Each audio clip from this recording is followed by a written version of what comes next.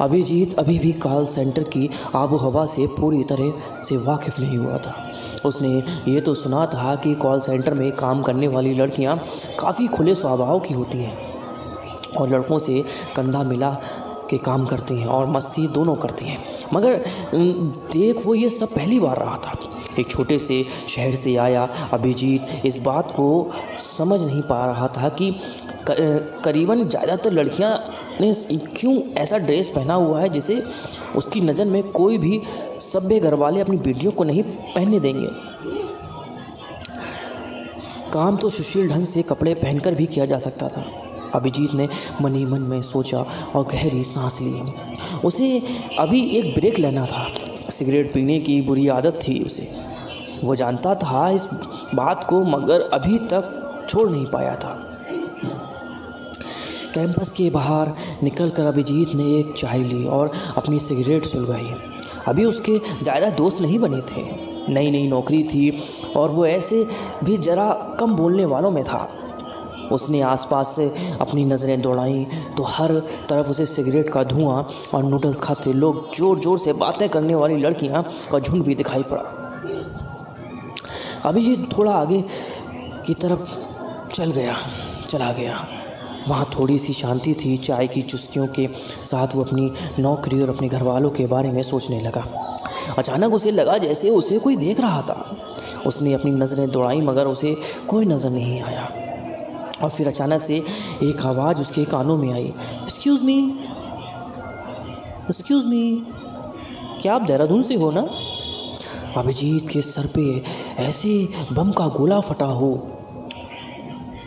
क्योंकि जब उसने आवाज़ की तरफ अपनी नज़रें घुमाई तो वहाँ मेघा खड़ी थी। मेघा, उसके बचपन की दोस्त और उसका पहला और आखिरी प्यार। ऐसा प्यार जो उसने कभी मेघा को बताया या जताया ही नहीं, बस दिल ही दिल में प्यार करता रहा उसे पागलों की तरह। फिर जब अभिजीत के पापा का ट्रांसफ़र हो गया तो उन्हें देहरादून छोड़ना पड़ा, मगर आखिरी वक्त तक अभिजीत ने मेघा को अपने प्यार के बारे में कुछ नहीं बताया था। उसे डर था कि अगर मेघा बुरा मान गई तो एक अच्छी दोस्त भी खो देगा। और आज तकरीबन 12 सालों के बाद यही मेघा उसके सामने खड़ी थी। अभिजीत अभी तक किसी पत्थर की मूर्त की तरह मेघा को देखे ही जा रहा था। होश उसे तब आया जब सिगरेट से उसकी उंगलियां जल रहीं। उसने जल्दी से सिगरेट फेंकी। मेघा को क्योंकि कोई जवाब नहीं मिला था तो वो थोड़ा कंफ्यूज सा होकर उसे देख रही थी और उसने फिर से पूछा, आप ठीक तो हो ना? अभिजीत को लग रहा था जैसे वो एक गहरी नींद में सपना देख रहा हो और उसका मन कर रहा था ना ये नींद टूटे ना ये सपना, मगर दीवाना भूल गया था कि वो सब सच में हो रहा था। फिर जैसे अचानक से उसे होश आ गया हो और उसने मेघा की आंखों में डूब कर कहा, तुमने मुझे कैसे पहचाना मेघा? बस इतना कहना था कि मेघा जैसे चीख उठी खुशी के मारे। Oh my God, it's you अभी। मैं जानती थी कि तुमसे कभी ना कभी ज़रूर मुलाकात होगी। कितने सालों के बाद मिले तुम। अभी यहाँ कैसे पहुँचे? कहाँ रहते हो? अंकल और आंटी कैसे हैं? यहाँ कब ज्वाइन किया तुमने? ये सारे सवाल मेघा ने एक ही सांस में किए थे और उसने अभिजीत को कुछ भी बोलने का मौका नहीं दिया था। अभी तक वो बोलना भी चाह रहा और वो बोलना चाह भी कौन रहा था उस वक्त। अभिजीत तो मेघा को देखकर मेघालय पहुंच गया था, बादलों में उड़ता हुआ, और उसकी उस उड़ान को और ऊंचा उड़ा रही थी मेघा, जिसने जाने अनजाने बेहद खुश होकर उसका हाथ अपने हाथों में लेकर पकड़ा हुआ था। अभिजीत को अचानक से याद आया वो ब्रेक पे है और उसे वापस जाना है। मेघा, तुमसे इतनी सारी बातें करनी है, इतना कुछ कहना है, वो सब यहाँ नहीं हो पाएगा। मैं अगले ब्रेक में तुमसे मिलने आता हूँ। तुम कहाँ मिलोगी? बस ये बता दो। अभिजीत ने कहा, ज़रूर, मगर उसकी आवाज़ बता रही थी कि उसका जाने का मन बिल्कुल नहीं था। नौकरी थी तो जाना ही था।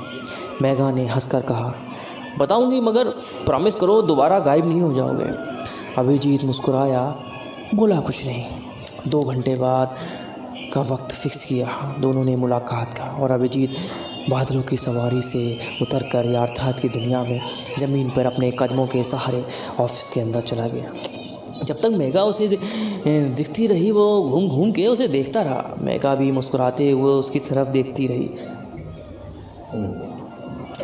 अभिजीत वापस आके काम पे तो लग गया, मगर उसका सारा ध्यान वहीं पर लगा हुआ था। बचपन की वो सारी यादें किसी फिल्म की तरह उसकी आंखों के सामने गूंज रही थी।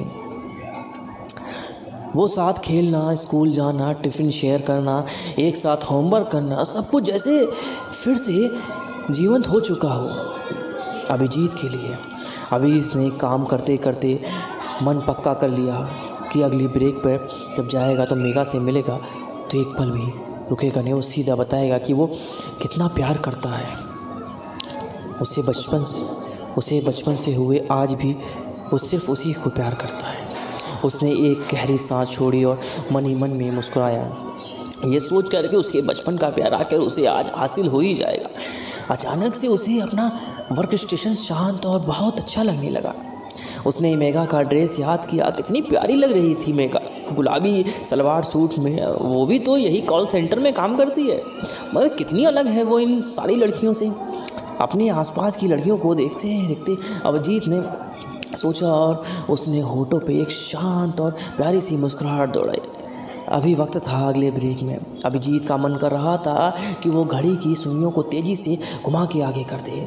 ऐसा ही होता है प्यार में, जब आप किसी से सच्चा प्यार करते हो तो ऐसी ही हालत होती है दिल की।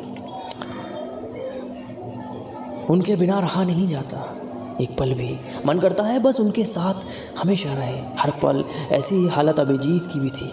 उसने घड़ी देखी, अभी 15 मिनट बाकी थे, मगर अब उससे रहा नहीं गया और वो अपने बास से कह के ब्रेक के लिए निकल पड़ा।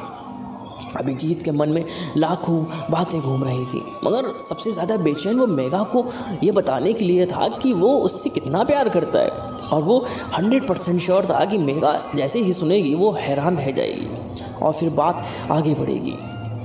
अभिजीत ने अपनी सिगरेट सुलगा ली थी और अपने हाथ में चाय का गिलास लेकर वो उसी दिशा में बढ़ने लगा जहाँ मेघा ने उसे मुलाकात की थी। अभिजीत ने महसूस किया कि वो कांप रहा है।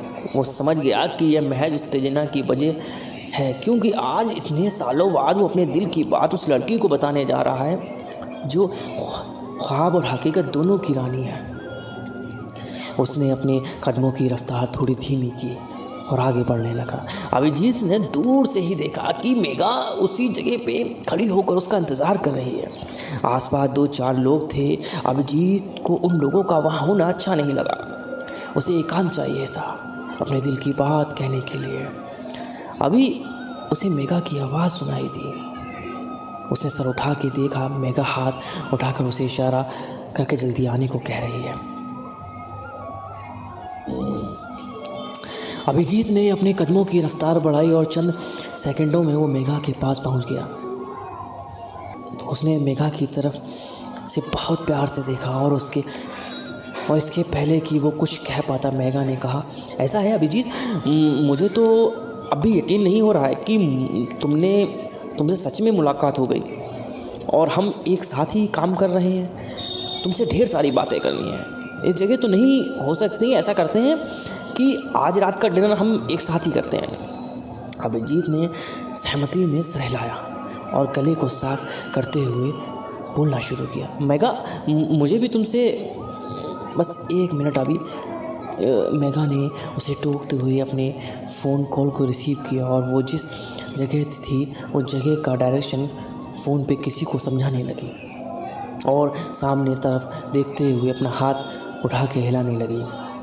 अब तक अभिजीत भी समझ चुका था कि कोई उसकी जगह पे आने वाला है, मगर उसे बुरा नहीं लगा क्योंकि वो जानता था कि डिनर और मेघा एक साथ कर रहे हैं, तो उस वक्त तो इत्मीनान से सारी बातें बताएगा। सामने से एक स्मार्ट सा बंदा चला आ रहा था। उसने मेघा की तरफ देखकर हाथ हिलाया और मेघा ने भी जवाब दिया और फ़ोन डिस्कनेक्ट कर दिया। अभी इनसे मिलो, ये हैं तुषार। मेरे सीनियर हैं इसी ऑफिस में और मेरी ज़िंदगी के हमसफ़र भी। पिछले 5 साल से हम एक दूसरे के साथ हैं। अभिजीत को इसके आगे कुछ भी सुनाई नहीं दिया। उसके कानों में जैसे बम के धमाके थे। कैसा शोर सा सुनाई दे रहा था उसे। वो तो ये देख पा रहा था कि मेघा के होठ हिल रहे हैं, मगर वो मेघा की कोई बात सुन नहीं पा रहा था। अभिजीत ने कब हाथ आगे बढ़ाया और तुषार से हाथ मिलाया। उसे कोई भी होश नहीं था इन चीज़ों का। उसे सिर्फ अपना वर्क स्टेशन और वहाँ सोची हुई बातें दिख रही थी। अचानक से जैसे वो नींद से जागा और मुस्कुराते हुए तुषार से बोला, आपसे मिलकर बहुत अच्छा लगा। अभी तुषार भी हमारे साथ डिनर पे चलेंगे। ये डिनर का आइडियल दरअसल इन्हीं का है। जैसे ही इन्होंने तुम्हारे बारे में सुना, इन्होंने डिनर प्लान किया ताकि हम अच्छे से बात कर सकें। अभिजीत ने जेब से सिगरेट का पैकेट निकाला, एक सिगरेट सुलगाई, एक गहरा कश लिया। थोड़ी देर तक सारा धुआं अंदर ही रखा और फिर आसमान की तरफ मुंह करके धीरे धीरे उस कश के धुएं को बाहर निकालते हुए बोला, वो तो ठीक है मेघा, मगर आज रात मैं फ्री नहीं हूँ। कुछ ऐसे काम हैं जिन्हें मुझे आज ही ख़त्म करना पड़ेगा। अभिजीत ने अपनी आंखों में आते हुए आंसुओं को ज़बरदस्ती तरीके से रोका हुआ था और उसे डर था कि वो रो ना पड़े वहाँ। मेघा का चेहरा अचानक से उतर गया। तुषार ने बात संभाली और बोला, कोई बात नहीं दोस्त, डिनर कहाँ भागा जा रहा है, तुम अपना काम कर लो पहले, फिर हम कभी डिनर कर लेंगे, क्यों मेघा ना। मेघा ने सिर हिला कर कहा, हाँ। बिना कुछ कहे सुने ही जैसे तीनों ने हर बात सुनकर समझ ली थी। ज़रूरी नहीं कि समझाने के लिए बोला ही जाए, बहुत बार खामोशी भी काफ़ी कुछ बोल देती है। अभिजीत के लिए वहाँ एक मिनट भी रुक पाना मुश्किल हो रहा था। उसने तुषार और मेघा से हाथ मिलाया और फिर मिलने की बात कहकर वापस आने लगा। वहाँ वापस आने के लिए मुड़ गया, मगर तब तक मेघा उसकी आंखों की नमी देख चुकी थी। अभिजीत ने अपनी आंखें पोंछी, सिगरेट उस उंगलियों को जला रही थी, मगर उसने सिगरेट को अपना काम करने दिया। उसके दिल की जलन से बहुत कम थी उसकी उंगलियों की जलन और उसके आंसू। उसकी आंखों से कभी ना ख़त्म होने वाली बारिश थी, बारिश की तरह लगातार बरस रहे थे। अभिजीत के सामने देखने की कोशिश की, मगर उसे सब कुछ धुंधला दिख रहा था। अभिजीत फिर नहीं जीत पाया, किस्मत से फिर हार गया था। ऑफिस का वर्क स्टेशन फिर से शोर में डूब गया था। अभिजीत अपने चेयर पर बैठा और अगले कॉल की तैयारी में लग गया था। बस इतनी सी थी ये कहानी। आपको हमारी कहानी कैसे लगी, आप हमें कमेंट करके ज़रूर बताइएगा।